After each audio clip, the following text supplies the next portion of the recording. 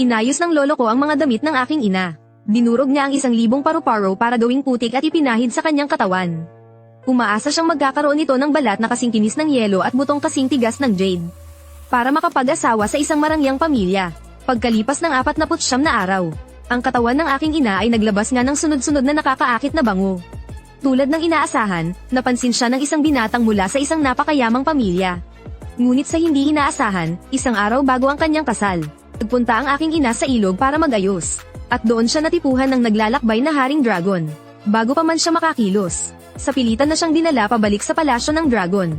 Hayop ka, bitiwan mo ako. Ngunit nagbingi-bingihan lang ang haring dragon. At sa pilitan siyang inangkin. Sino ang mag-aakala na wala pang kalahating buwan? Ay umbok na agad ang tiyan ng aking ina. Nang malaman ito, labis na natuwa ang haring dragon.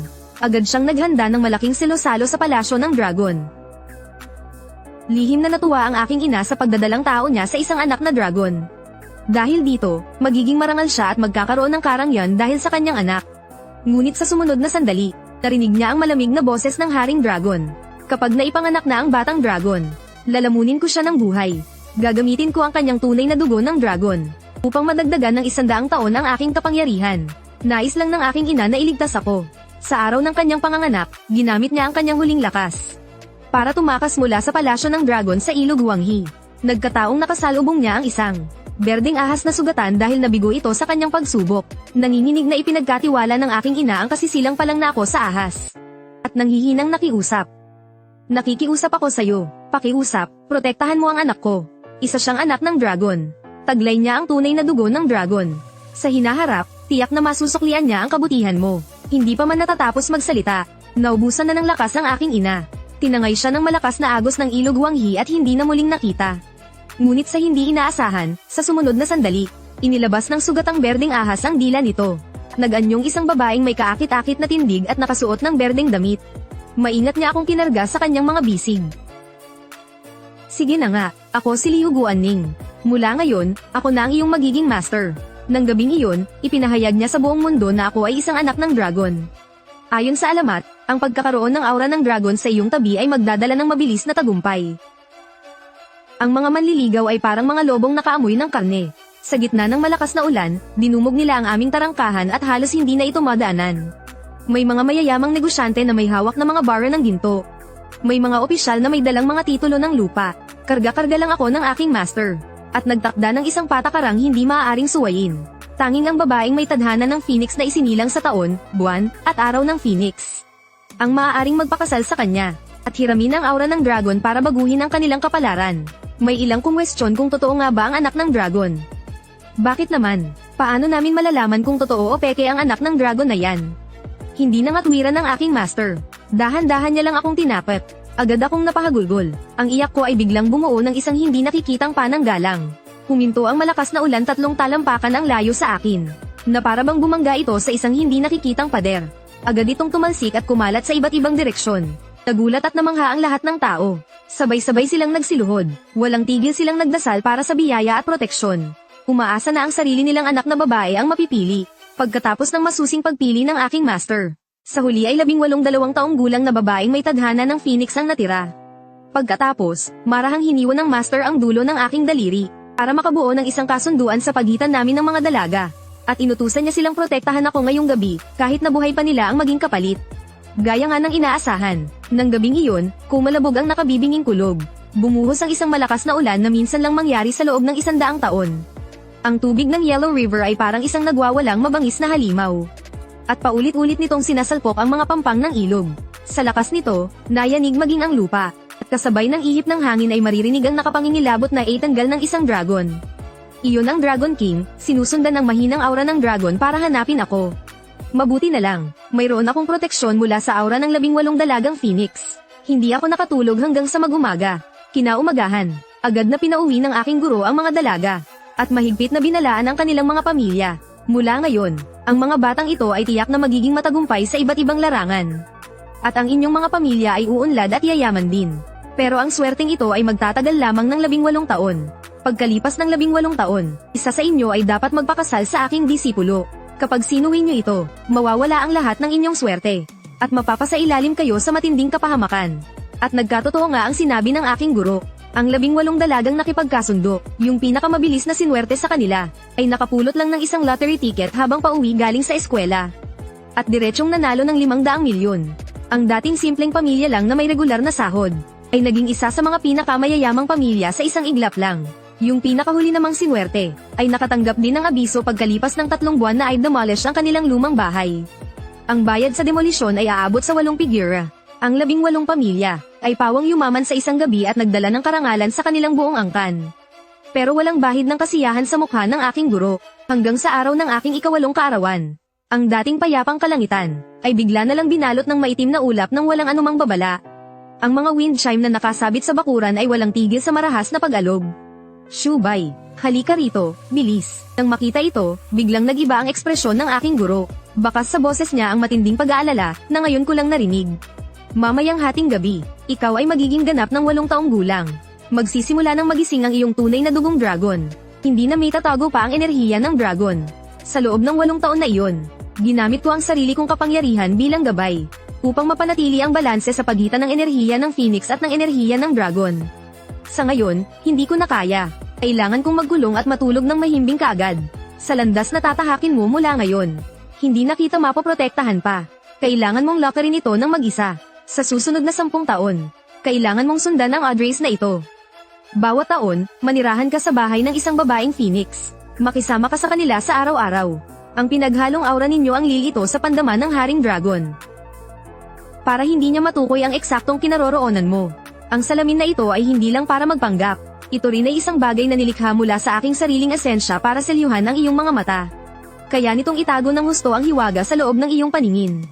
Kailangan mong magkunwaring bulag. Hinding-hindi mo dapat hayaan ang kahit na sino, lalo na ang 18 pamilyang iyon, na masilayan ng kababalaghan sa iyong mga mata. Sa sandaling kumalat ang aura ng dragon, agad kang hahanapin ng Haring Dragon. At sa oras na iyon, walang sino man ang makakaprotekta sa iyo. Pagkatapos niyang magsalita, ang kanyang anyo ay unti-unting naglaho, hanggang sa tuluyan siyang naging usok na naglaho sa dilim ng gabi. Kinabukasan, isinuot ko ang salamin, at mahigpit na hinawakan sa aking palad ang 10 pirasong kahoy na may nakaukit na address ng mga babaeng Phoenix. Mag-isa akong umalis ng bahay. Bumunot ako ng 1 pirasong kahoy, at sinundan ang address na nakasulat doon. Matapos ang mahabang paglalakbay, nakarating ako sa syudad. Nang malapit na ako sa bahay na iyon, sinadya kong bagalan ang aking mga hakbang. Nagpapanggap na isang batang bulag na nangangapa ng daan. Dahan-dahan akong lumapit sa kanilang gate, at marahan kong pinindot ang doorbell. Ang nagbukas ng pinto ay ang ina ng babae. Agad kong kinuha mula sa aking damit ang tanda ng aming sumpaan ng dugo noon. At pabulong na nakiusap na payagan niya akong tumira doon ng 1 taon. Noong una, dahil sa tanda ng kasunduan at sa sumpaan sa dragon, naging mabait pa naman sa akin ang pamilya ng babae. Pero habang tumatagal, napansin nilang mag-isa lang ako. At nang malaman nilang matagal nang nawawala ang aking maestro, unti-unting nanlamig ang pakikitungo nila sa akin. Kitang-kita sa kanilang mga mata ang pandidiri at pagmamaliit. Ang pinakamasakit sa lahat ay noong ako'y 12 taong gulang. Noong nakatira ako sa bahay ng ika-6 na babaeng Phoenix, si Bai Ningbing. 14 na taong gulang na siyang dalagita noon. Napakaganda niya. Ang kanyang mga mata ay kaakit-akit at tila kumikinang na tubig. Mababaka sa kanyang mga tingin ang kayabangan ng isang anak mayaman. Mula nang tumapak ako sa pamamahay nila, ni minsan ay hindi niya ako tiningnan ng maayos. Ang turing niya sa akin ay isang panggulong bulag. Palagi niya akong inuutusan at sinisigawan, na para bang naguutos sa isang hamak na aso. Bawal kong hawakan ng anumang gamit niya. Ayaw niya akong makasama sa iisang silid. At araw-araw, pinipilit niya akong lumuhod para hugasan at masahihin ang kanyang mga paa. Minsan, medyo nabagalan ako sa pagkilos. Bigla siyang nagwala sa galit. Bigla niyang hinawakan ang ulo ko. At marahas na idiniin sa palanggana. Pilit niyang ipinainom sa akin ang tubig na pinaghugasan ng mga paa niya. Nagpumiglas ako ng todo, kaya tinadyakan niya ang palanggana. At ang mabaho at maruming tubig ay bumuhos sa aking ulo. Basang-basa ang buo kong katawan. Noong araw na umalis ako pagkatapos ng 1 taon, kahahakbang ko palang palabas ng kanilang tarangkahan, ay agad siyang nagpaputok. Ang ningning at ingay na pumuno sa kalangitan, ay parang libu-libong karayom na isinawsaw sa yelo, na walang awang tumusok sa puso ko. Sa sandaling iyon, puno ng galit, puot, at sama ng loob ang aking dibdib. At ang ganitong buhay ng pakikitira sa iba, ay lumipas sa loob ng maraming taon. Pero kailanman ay hindi ko pinabayaan ang aking sarili. Sa mga taong iyon, hindi ko lang lubusang natutunan ang lahat ng itinuro sa akin ng aking maestro. Kundi nagising din ang natutulog na dugo ng dragon sa aking katawan. Paulit-ulit lang nabilin sa akin ng maestro, na hindi ako pwedeng magpakita ng kahit kititing na kapangyarihan.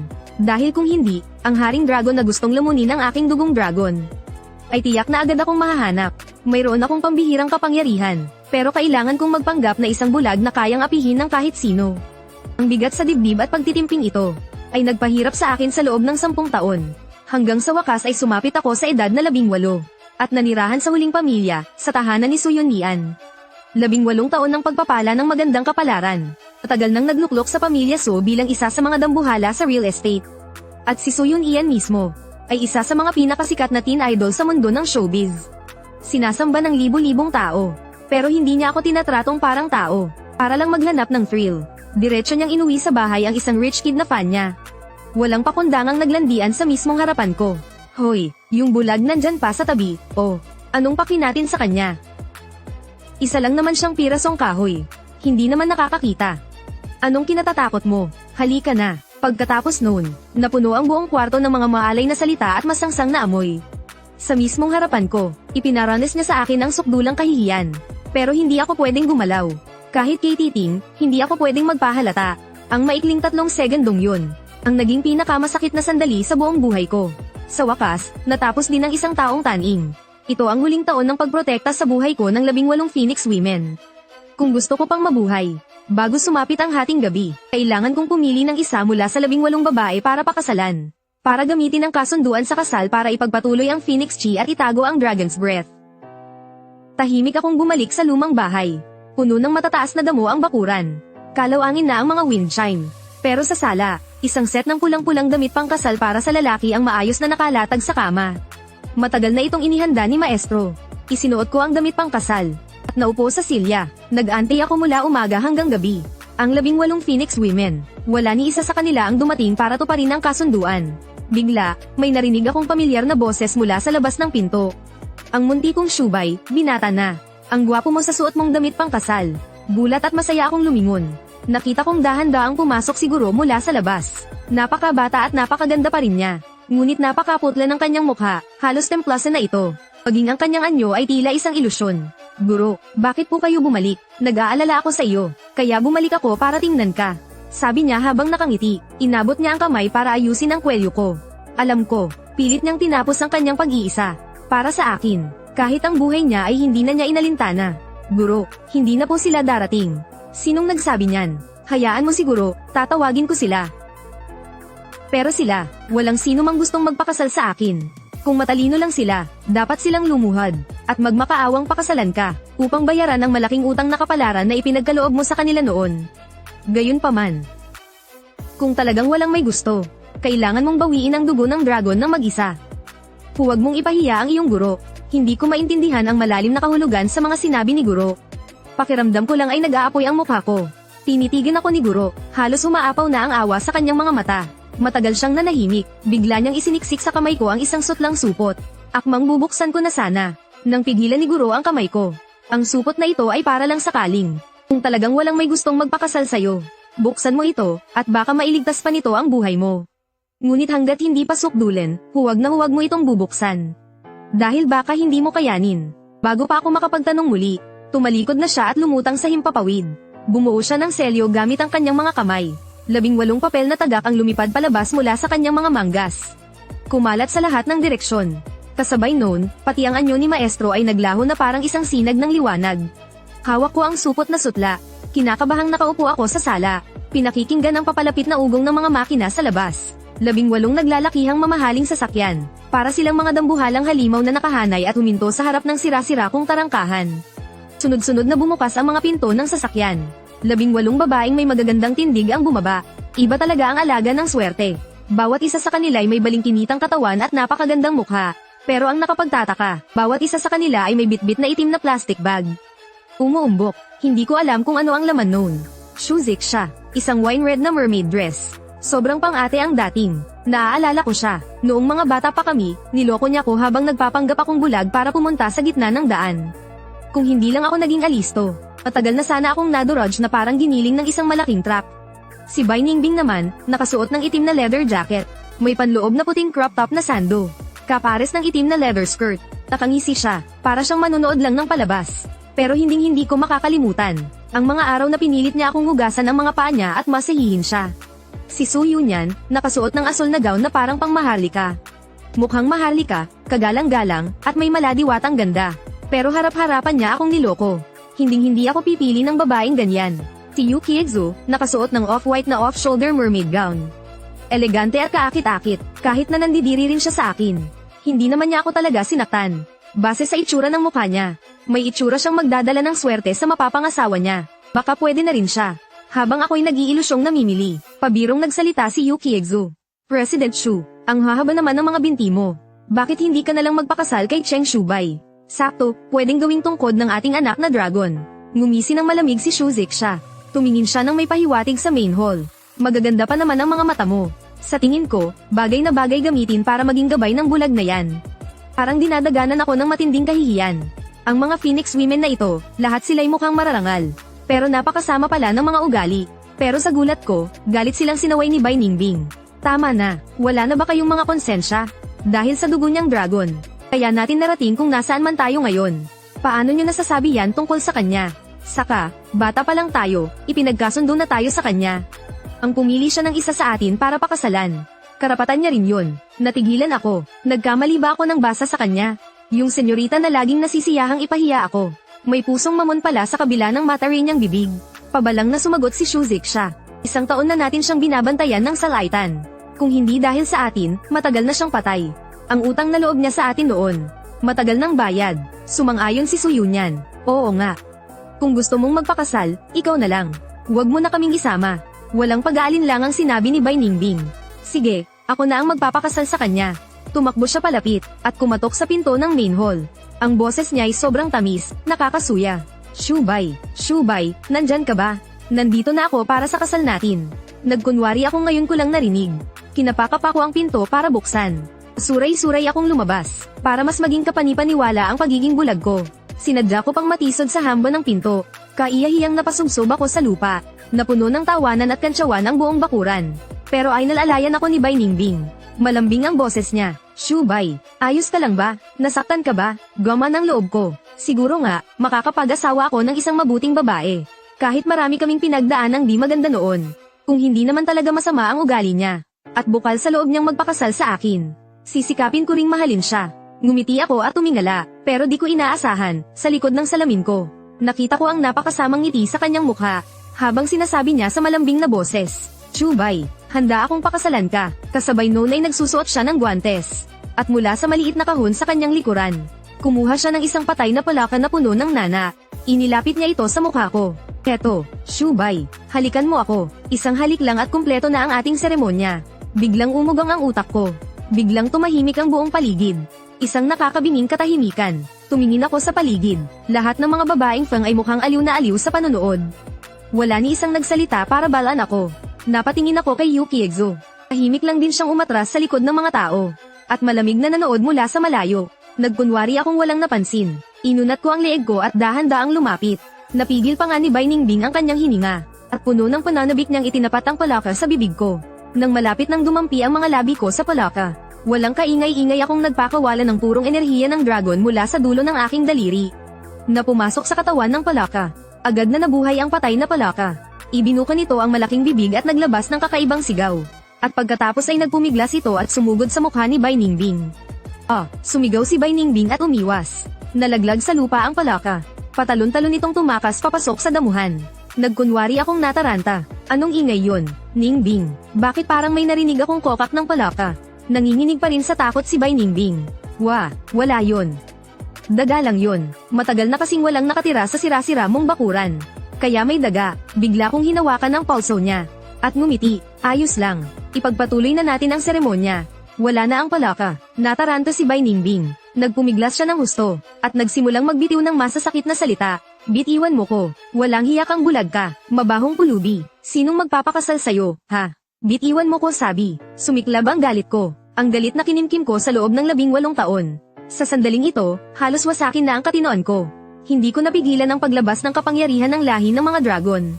Namutla ng husto si Bai Ningbing. Hindi na siya makagalaw. Biglang napuno ng maitim na ulap ang kalangitan. Tila may anyo ng isang dragon na lumitaw sa mga ulap. Isang malakas na kulog ang biglang kumidlat. Agad akong natauhan, lintik, sa init ng ulo ko kanina. Ang katiting na enerhiya ng dragon na lumabas sa dulo ng aking mga daliri. Ay naramdaman pala ng haring dragon na yun. Agad kong binawi ang aking kapangyarihan. At binitawan ang kamay ni Bai Ningbing. Pero hindi ko inaasahan na akalain niyang natakot ako sa kulob. Agad na namang bumalik ang kayabangan niya. Itinaas niya ang kanyang kamay at sinampal ako. Nag-iwan ng 3 dagwang kalmo ang mga kuko niya sa mukha ko. Isang bulag, hindi ka man lang ba tumitingin sa salamin? Tingnan mo kung karapat-dapat ka. Yung sinabi ko kaninang papakasalan kita. Pinaglalaroan lang kita. Sineryoso mo talaga, ano? Pinigilan ko ang nag-aalab kong galit. Sabi ko nang may diin. Pero ikaw mismo ang nagsabi sa harap ng lahat. Napapakasalan mo ako. Suminghal si Bai Ningbing. Umatras siya ng 2 hakbang. Gusto mong pakasalan kita? Sige, nasasaktan ako sa pagkakahawak mo. Lumuhad ka, yumukod ka sa akin at humingi ng tawad. Pag-iisipan ko, nang marinig iyon ng ibang mga babaeng feng, bigla silang nabuhayan ng loob. Oo nga, lumuhad ka at humingi ng tawad. Sino ka ba sa akala mo? At may gana ka pang mamili. Huminga ako ng malalim, pinakalma ang kumukulo kong dugo. Ang paglabag sa kasunduan. Hindi ba kayo natatakot na maubos ang swerte ninyo? At datnan ng matinding kamalasan. Tumawa si Shuzik siya, isang patak lang ng dugo. At gusto mo nang atali kami habang buhay. Lahat tayo ay galing sa mga pamilyang may ari-ariang lampas 100 milyon. Kahit pa isa uli namin sa'yo ang dugo ng dragon, hindi babagsak ang aming pamilya. Nang marinig ito ni Bai Ningbing, para siyang may biglang naalala. Nakangiti niyang pinulot mula sa sahig ang itim na plastic bag. At ibinato sa mukha ko. Di ba't dugo ng dragon ang gusto mo? Heto, ibinabalik ko na sa'yo. Hindi mahigpit ang pagkakatali ng supot. Gamulong ito ng 2 beses sa sahig at bumukas. Napayuko ako para tingnan. Laman nito ang isang gamit na pasador na may dugo. Nanginginig ang mga kamay ko. Hindi mapigilan ang nag-uumapaw na galit. Kasabay nito, umalingaw-ngaw ang sunod-sunod na kalabog. Pinagbabato ako ng mga babaeng phoenix ng mga itim na plastic bag. Nagkalat sa sahig ang mga pasador na may bahid ng maruming dugo. Tawa pa rin sila ng tawa. Halos mamilipat na sa kita-tawa. Bulag siya, hindi nakakakita. Dali, pulutin nyo. Ibato nyo sa mukha niya. Ha ha ha, ang anak ng dragon. Isa lang palang bulag na namumulot ng basura. Ang ibinigay ko sa kanila noon ay ang napakahalagang dugo ng dragon. Isang pagkakataon na mag-aangat sa kanila sa karangyan. Pero ngayon, itong karumal-dumal na bagay. Ang ipinambabayad nila sa dugo ko. Ang kahihiyang ito, ay mas tumatagos sa buto kaysa sa lahat ng pang-aapi nila sa akin noon. Mula sa itaas, minamaliit nila ang kaawa-awa kong kalagayan. May mapanuyang ngisi sa kanilang mga labi. Walang awang niyuyurakan ang aking dignidad. Pero ang hindi nila alam, sa siwang ng aking salamin, matagal ko nang nakita ang kapalaran sa mukha ng bawat isa sa kanila. Bawat isa sa kanila, nangingitim ang noo. Napapalibutan ng aura ng kamatayan, malapit na ang kanilang katapusan. Tingnan ninyo ang inyong mga noo. Isang maitim na enerhiya ang bumabalot sa inyo, tanda ng kapahamakan. At nagagawa nyo pang maging masaya sa kabila niyan. Akala nyo ba talaga, na ang utang ninyong karma, ay basta-basta nyo na lang mababayaran? Biglang umihip ang isang malakas na hangin. Nagdilim ang kalangitan, isang presensya na mas nakakatakot pa kaysa sa nauna. Na para bang isang dambuhalang bundok ang bumagsak mula sa langit. Bumigat ang buo kong katawan. Naglalagutukan ang mga buto ko sa tindi ng presyon. Bawat pulgada ng aking kalamnan ay nanigas. Nagwawala ang enerhiya sa loob ng katawan ko. Pamilyar na pamilyar sa akin ang presensyang ito. Nandito na siya, ang matandang hakluban na Dragon King ng Yellow River.